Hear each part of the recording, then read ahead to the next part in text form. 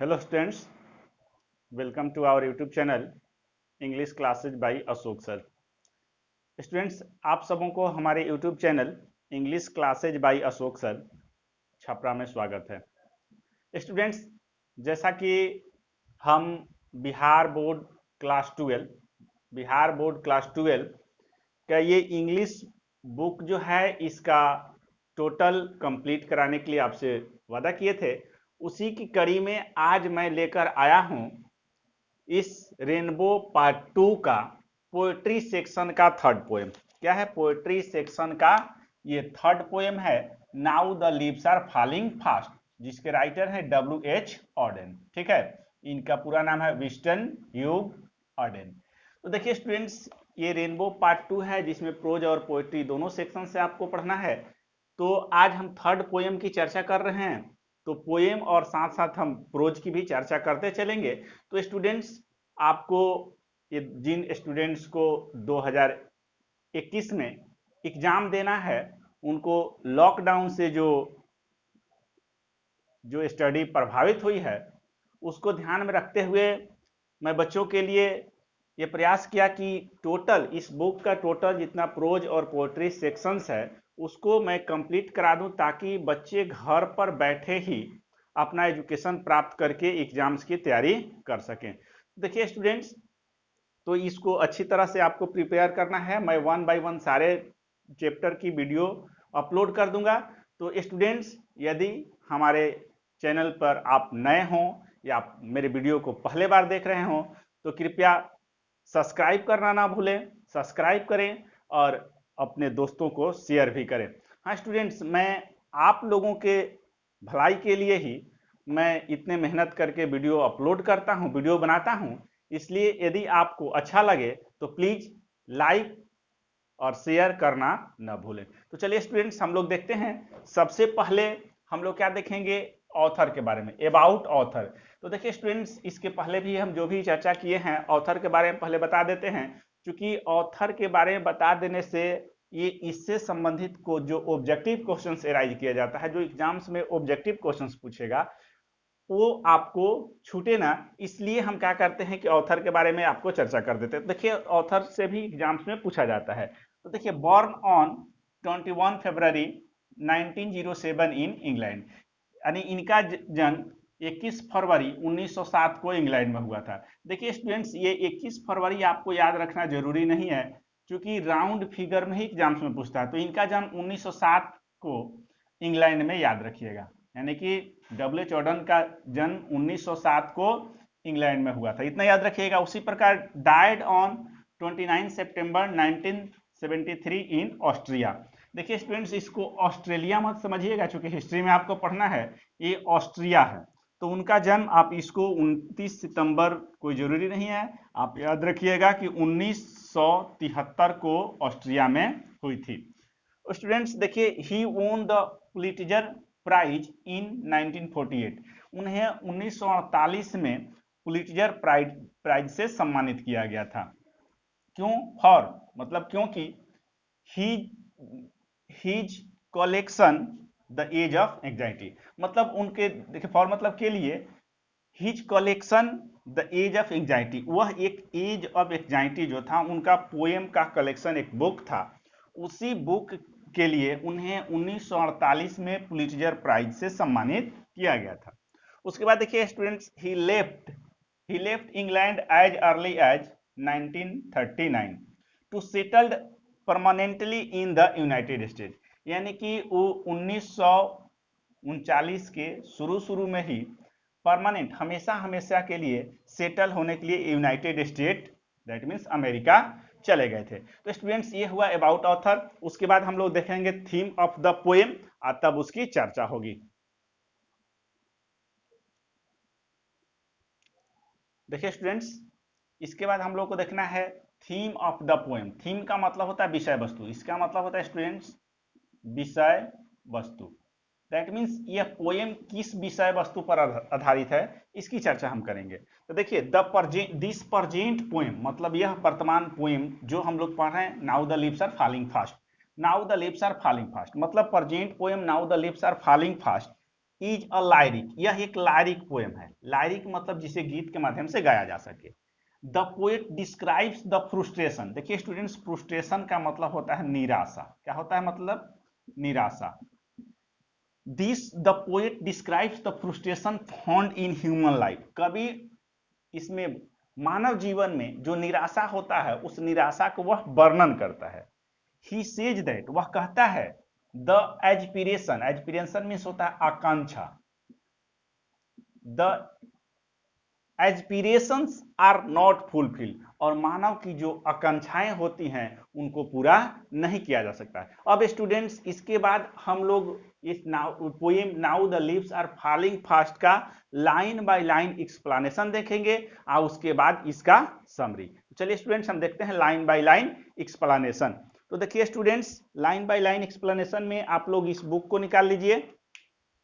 देखिए स्टूडेंट्स, ये जो बुक है, इस बुक में आप लोग पोएम नंबर 3 को निकाल लीजिए और 3rd पोएम में आप इसे लाइन बाय लाइन एक्सप्लेनेशन देखिए। तो देखिए स्टूडेंट्स, क्या है इस पोएम में 3rd पोएम, अब देखते हैं हम पहले now the leaves are falling fast. देखिए students, now the leaves are falling fast में पहला है now the leaves are falling fast, nurses flower will not last. देखिए स्टूडेंट्स, इसको थोड़ा सा हम इरेज कर देते हैं कि हमें कोई वर्ड्स का मीनिंग लिखने में दिक्कत ना हो। देखिए स्टूडेंट्स, इसमें एक वर्ड है नर्सेस फ्लावर। देखिए स्टूडेंट्स, नर्सेस फ्लावर्स आपके बुक में भी दिया हुआ है, फ्लावर्स ग्रोइंग अंडर और बिसाइड्स ए सपोर्टिंग ट्री कॉल्ड नर्स। मतलब नर्सेस फ्लावर का मतलब पेड़ पौधे के अगल बगल में उगने वाला छोटा पौधा। जो बड़े बड़े पेड़ होते हैं, उन बड़े बड़े पेड़ों के बगल में जो छोटे छोटे पेड़ उगते हैं उन्हें नर्सेस फ्लावर्स कहा जाता है। देखिए स्टूडेंट्स, इसको याद रखिएगा, नर्सेस फ्लावर। तो नर्सेस फ्लावर का मतलब हुआ पेड़ पौधों के समीप में उगने वाला छोटा पौधा। तो नर्सेस फ्लावर्स का मतलब हुआ पेड़ पौधों के समीप में उगने वाला छोटा पौधा। अब देखिए इसमें और एक देख लीजिए, प्राम्स। प्राम्स मतलब होता है बच्चों की 4 पहिए छोटी गाड़ी। ठीक है, बच्चों की 4 पहिए की गाड़ी। और एक इसमें ले लीजिए ग्रेप्स। ग्रेप्स का मतलब होता है कब्र। देखिए स्टूडेंट्स, बताते चलेंगे हम। अब देखिए स्टूडेंट्स, इसमें समझिए, now the leaves are falling fast, nurses flower will not last. मतलब देखिए स्टूडेंट्स, इस पोएम में now the leaves are falling fast, इस पोएम में पोएट W.H. ऑर्डन ने ये कह रहे हैं कि now the leaves are falling fast, मतलब पत्तियां तेजी से झड़ रहे हैं। तो ये पत्तियां झड़ रहे हैं, तो पत्तियों के झड़ने की कंपेरिजन उन्होंने मानव जीवन से किया है कि जिस प्रकार पत्तियां तेजी से झड़ रहे हैं उसी प्रकार मानव की जीवन तेजी से मृत्यु की ओर बढ़ रहा है। ध्यान दीजिएगा स्टूडेंट्स, जिस प्रकार पत्तियां तेजी से झड़ रहे हैं उसी प्रकार मानव की जीवन तेजी से मृत्यु की ओर बढ़ रहा है। कह रहे कि nurses flower will not last, और जो पेड़ पौधे के समीप में जो छोटे छोटे पौधे रहते हैं वह विल नॉट लास्ट, मतलब अब वह जीवित नहीं रहेंगे। देखिए स्टूडेंट्स, इस पोएम में now the leaves are falling fast, इस पोएम में पोएट W.H. ऑर्डन ये क्या किए हैं कि ये मानव जाति की तुलना पेड़ के पत्तियों से किए हैं कि जिस प्रकार पेड़ की पत्तियां झड़ रहा है उसी प्रकार मानव जीवन भी मृत्यु की ओर बढ़ रहा है। जिस प्रकार पेड़ की पत्तियां निकलता है उसके बाद वो बड़ा होता है, फिर पीला पड़ता है, पीला पड़ के कमजोर पड़ के वह गिर जाता है, झड़ जाता है, उसी प्रकार जिस प्रकार बच्चे जो होते हैं जन्म लेते हैं, बड़े होते हैं, उसके बाद बूढ़े होते हैं, बीमारियों से उन्हें कठिनाइयों से बीमारियों से सामना करना पड़ता है और अंततोगत्वा उनकी मृत्यु हो जाती है। इस प्रकार ये तुलना पेड़ की पत्तियों की तुलना मानव जीवन से किए हैं। तो देखिए, now the leaves are falling fast, nurses flower will not last. कह रहे कि अब पत्तियां तेजी से झड़ रहे हैं और उनके समीप में जो उगने वाला पौधा छोटा छोटा है वह अब ज्यादा दिनों तक जीवित नहीं रहेगा।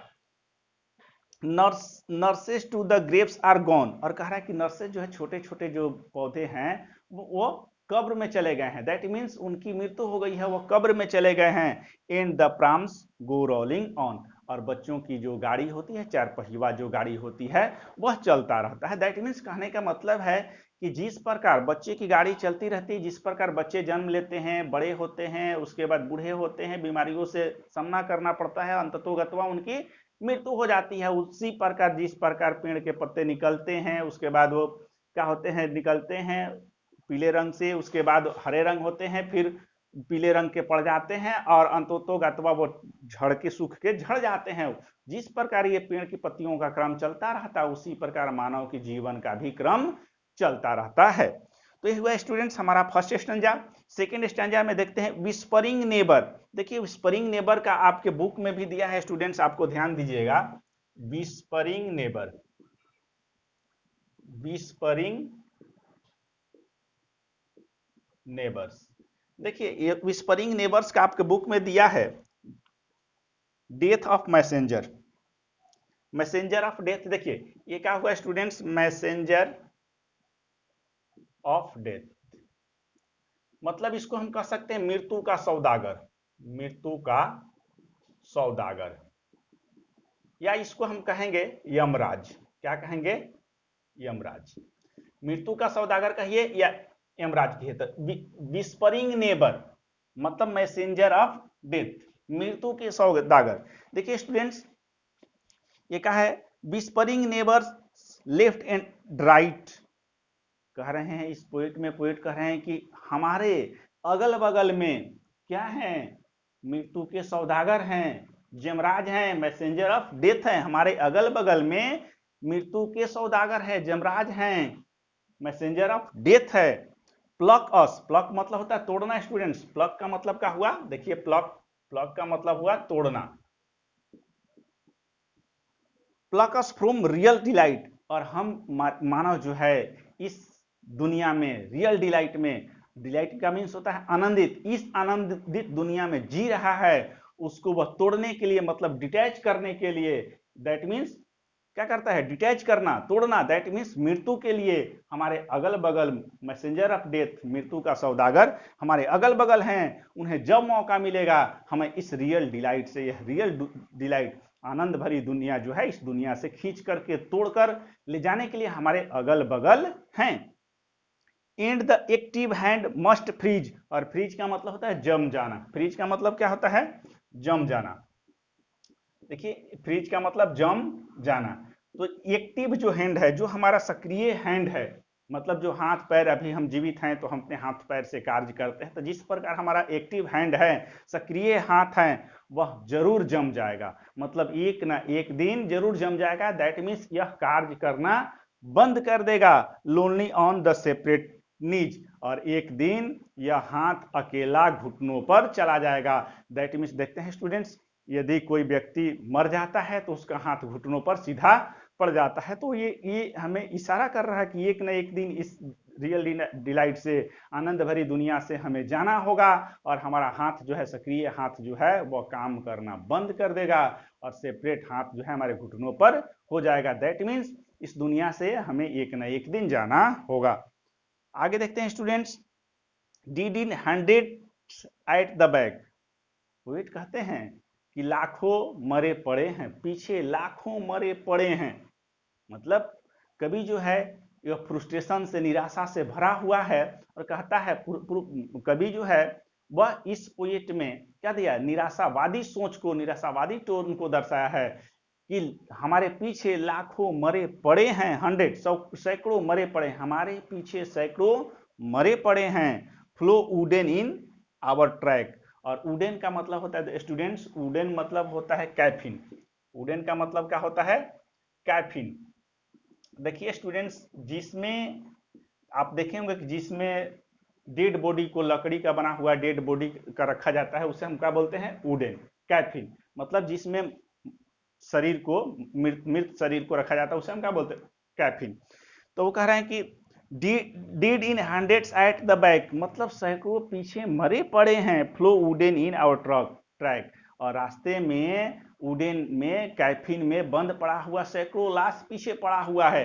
दैट मीन्स कभी एकदम निराशा से भरा हुआ है, और कह रहा है कि मानव का जीवन जो है वह निराशाओं से भरा हुआ है, कष्टों से भरा हुआ है, और एक न एक दिन उसे मरना ही है। जिस प्रकार पेड़ से पत्ते झड़ रहे हैं, पेड़ जो होता है लीफलेस हो जाता है, पत्ता विहीन हो जाता है, उसी प्रकार एक दिन हमें भी जाना होगा। उसके बाद कह रहा है आर्म्स रेज स्टीफली टू रिप्रूव। देखिए स्टूडेंट्स,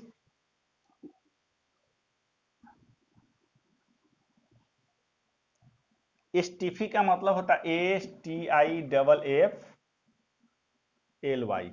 स्टीफली का मतलब होता है डिफिकल्ट वे, आपके बुक में भी दिया है डिफिकल्ट वे, कठिनाई भरा रास्ता, कठिनाई भरा रास्ता।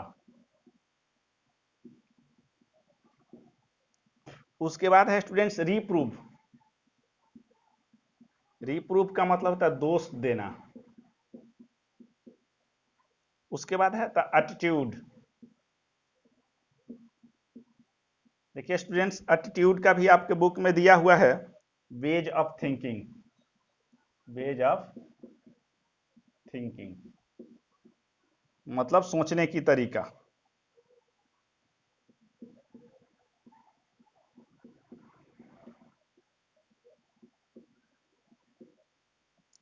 उसके बाद देखिए स्टूडेंट्स, इस पैराग्राफ क्या है, dead in hundreds at the back, मतलब सैकड़ों पीछे सैकड़ों मरे पड़े हैं, follow wooden in our track, और उनके लाश जो है कैफिन में रखा हुआ है। आर्म्स रेज स्टिफली टू रिप्रूव, और बड़ी कठिनाई से, बड़ी ही कठिनाइयों से किसी पर दोष लगाने के लिए हमारा हाथ जो है ऊपर उठता है।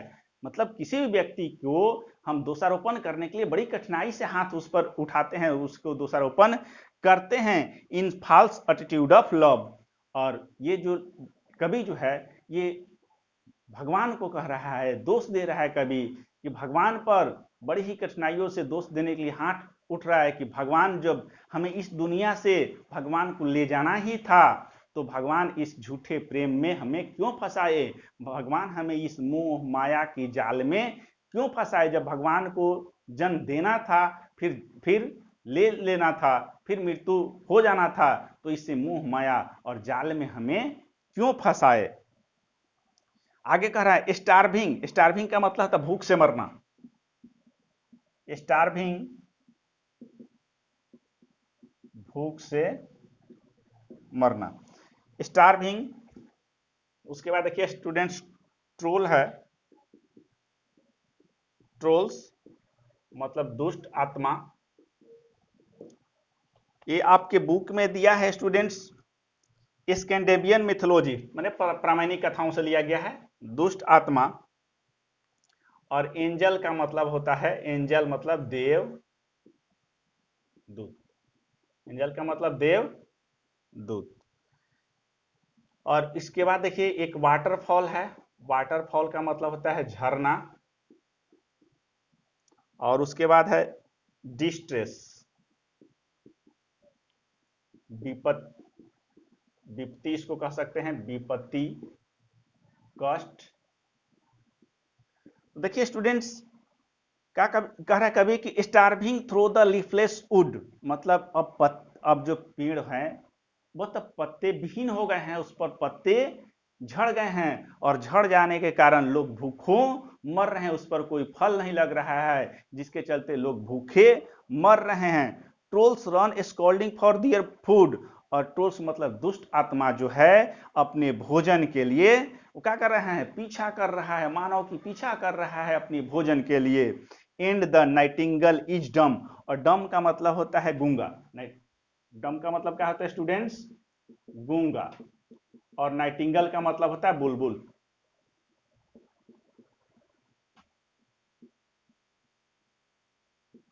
नाइटिंगेल की मतलब बुलबुल। जो स्टूडेंट्स आप देखिए बुलबुल बहुत, चिड़िया जो होती है बहुत अच्छी गीत गाती है, तो वही हुआ कि जब जहाँ पेड़ पौधे होते हैं वहाँ नाइटिंगेल चिड़िया आती है और वह गीत गाती है। तो कह रहा है कि and the Nightingale is dumb, और अब नाइटिंगेल भी जो है ये पत्ते विहीन जंगलों में गूंगे पड़ी हुई है, गूंगे है। दैट मीन्स उसके भी चहचहाने और गीत गाने की आवाज सुनाई नहीं देता है, and the angel will not come, और राइटर कहता है कि अब हमें कोई देवदूत भी बचाने वाला नहीं आएगा, हमें मरना ही होगा। आगे लास्ट टेस्ट नजर देखिए स्टूडेंट्स, लास्ट टेस्ट नजर में कह रहा है कोल्ड इम्पॉसिबल अहेड, और कभी कहता है कि आगे जो है वह कोल्ड है, इम्पॉसिबल अहेड, और आगे की जो रास्ता है वह इम्पॉसिबल है, कठिनाइयों से भरा हुआ है, असंभव है, कोल्ड है। List of mountains lovely head, लेकिन आगे जाने पर कभी थोड़ा सा यहाँ राहत महसूस करता है कि आगे हम जाते हैं तो लिस्ट ऑफ माउंटेन्स मतलब पर्वत बहुत से, लवली हेड मतलब अच्छे अच्छे पर्वत श्रृंखलाओं की क्या है, श्रृंखला है, अच्छे अच्छे पर्वत श्रृंखला है, सुनहरा पर्वत श्रृंखला है, जो क्या करेगा, हुज वाटरफॉल, और जिसके झरना होते हैं, दैट मीन्स पहाड़ से जो पानी गिरता झरना होता है, कुड ब्लेस, हो सकता है कि वह कुछ हमें वह ब्लेस दे, कुछ आशीर्वाद दे, कुछ उसको देखकर हमें शांति मिले। Travellers in the last distress, और ट्रैवलर्स मतलब जो यात्री हैं, जो अंतिम चरण पर है, लास्ट डिस्ट्रेस में हैं, वो लास्ट डिस्ट्रेस में वो वाटरफॉल जो है कुछ हमें राहत दे। इस प्रकार स्टूडेंट्स ये line by line summary complete हुआ। ठीक है, आप लोग इस हमारे वीडियो लेक्चर को यदि एक बार समझ में नहीं आता है तो इसको बार बार देखने का प्रयास कीजिए, जब बार बार देखिएगा तो इसके मीनिंग समझ में आएगा स्टूडेंट्स। और मैं अपने अगले वीडियो लेक्चर में इसका समरी दे दूंगा, चूंकि समरी परीक्षा में पूछता है। तब तक ले इजाजत दीजिए, दैट्स ऑल।